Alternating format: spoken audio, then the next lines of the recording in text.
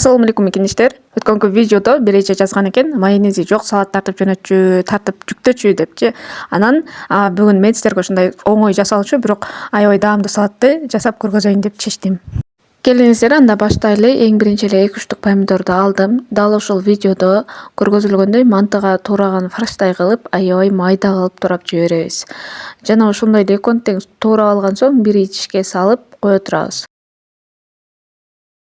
Андан соң бир баш пиязды алып, дал ушул видеодо көргөзүлгөндөй майдалап туурап жиберебиз. Аны дагы помидордун үстүнө кошуп алабыз.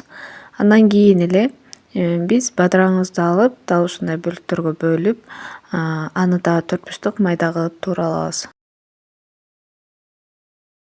Дал ушундай кылып эле болгарскийди алып, бөлүктөргө бөлүп, майдалап туурап алабыз.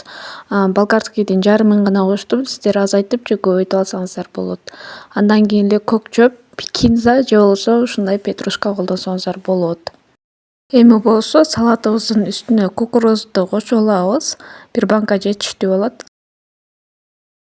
Андан кийин эле биз суу майды ушундай куюп, үстүнө тузду жана мурчту, калемпирди кошуп, аябай жакшылап аралаштырып, бир соус жасап алабыз дагы. Аны салатыбыздын үстүнө кошуп, аралаштырып жиберебиз.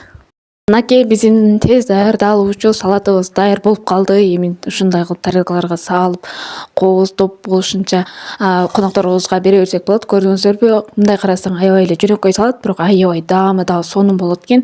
Жана көркү дагы сонун чыгат. Ал эми биздин видеону толук аягына чейин көргөнүңүздөр үчүн чоң рахмат. Бул видеону башкаларга бөлүшүп, биздин каналга подписка таштап алууну унутпаңыз.